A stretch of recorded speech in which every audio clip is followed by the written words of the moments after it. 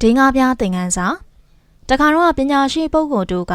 နာမည်ကျော်ကြားလာတဲ့ဘီရင်တစ်ပါးရဲ့မြို့တော်မှာဖျက်ရှောင်သွားတယ်။သူရှောင်နေတော့မှလမ်းမပေါ်မှာငွေဒင်းကားပြတစ်ပြားကိုသတိပြုမိသွားတယ်။သူကရိုးစင်းတဲ့ဘွားအောင်သာပြုံးမွေးလေတော့ဒီဒင်းကားပြကသူ့အတွက်ဘာမှအသုံးမဝင်ဘူးပေါ့။ဒါကြောင့်မလို့သူကဒီဒင်းကားပြကိုအသုံးဝင်မဲ့သူတယောက်ပေးဖို့စဉ်းစားလိုက်တယ်။သူကတနေ့လုံးရှောင်သွားပေမဲ့တယောက်မှရှာမတွေ့ဘူး။နောက်ဆုံးမြို့ရဲ့နောက်ဆုံးပိုင်းကိုရောက်ရှိသွားပြီးအဲ့ဒီမှပဲညအိတ်လိုက်တော့တယ်။နောက်တနေ့မနက်မှာသူ့ရဲ့နေ့စဉ်လုပ်ငန်းဆောင်တာတွေဆောင်ရွက်ဖို့နိုးထလာပြီးတော့တခြားပြည်နယ်မှာစစ်တိုက်ဖို့အစဉ်သင့်ဖြစ်နေတဲ့တက်နဲ့တူဘီရင်တစ်ပါးကိုသူကလှမ်းတွေ့လိုက်တယ်။ဘီရင်ကပညာရှိပုဂ္ဂိုလ်ရက်နေတာမြင်တော့သူ့စစ်တပ်ကိုရက်ဖို့အမိန့်ပေးလိုက်တယ်။သူကပညာရှိပုဂ္ဂိုလ်ထံသွားပြီးတော့အိုပညာရှိကျုပ်ရဲ့နေမြေကျဲပြန့်လာစေဖို့နောက်ထပ်ပြည်နယ်တစ်ခုအောင်နိုင်ဖို့စစ်တိုက်ထွက်ပါမယ်။ဒါကြောင့်ကျုပ်ကိုအောင်မြင်အောင်ကောင်းချီးပေးပါလေလို့ပြောလိုက်တယ်။ပညာရှိပုဂ္ဂိုလ်ကစဉ်းစားလိုက်ပြီးတော့ငွေတင်းကားပြားကိုဘီရင်စီကိုပေးလိုက်တယ်။ဘီရင်ကလည်းနားမလည်ဖြစ်သွားတယ်။သူကအချမ်းသာဆုံးဘီရင်တစ်ပါးဖြစ်ပြီးတော့ဒီလိုငွေတင်းကားတစ်ပြားကသူ့အတွက်ဘာမှအသုံးဝင်တာကြောင့်စဉ်းစားရခက်သွားတယ်။ဒီတင်းကားကဘာအဓိပ္ပာယ်ပါလဲလို့ဘီရင်ကစိတ်ဝင်တစားနဲ့မေးမြန်းလိုက်တယ်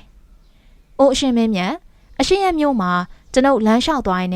ဒီတင်းကားပြားကိုမနေ့ကတွေ့ခဲ့တာပါ။ဒါမဲ့ကျွန်ုပ်မှာသုံးစရာမရှိပါဘူး။ဒါကြောင့်လိုအပ်တဲ့သူတယောက်ကိုပေးမယ်လို့ဆုံးဖြတ်ခဲ့တယ်။ညနေခင်းထိရှောက်ရှာပြီးမဲ့တယောက်မှမတွေ့ခဲ့ဘူး။လူတိုင်းကတာယာပျော်ရွှင်တဲ့ဘဝလေးမှာနေထိုင်နေကြပါတယ်။လူတွေအားလုံးကသူတို့ပိုင်ဆိုင်ထားတဲ့ဘဝမှာကျဉ်နဲ့ပျော်ရွှင်နေကြပုံမှာဒါကြောင့်မို့ဒီတင်းကားပြားလေးကိုပေးဖို့လူမတွေ့ခဲ့ပါဘူး။ဒါမဲ့ဒီနေ့မှာတော့ဒီနယ်မြေရဲ့ဘီရင်ကြီးမှာနောက်ထပ်လိုချင်ဆန္ဒတွေရှိနေပြီးတော့သူ့မှာရှိနေတဲ့အရာနဲ့မကျဉ်းနိုင်တာကိုတွေ့ရတော့ဒီတင်းကားပြားကိုအရှင်မင်းမြတ်လိုအပ်လိမ့်မယ်လို့တွေးမိလို့ပါဆိုပြီးတော့ပညာရှိပုဂ္ဂိုလ်ကဖြေရှင်းလိုက်တယ်။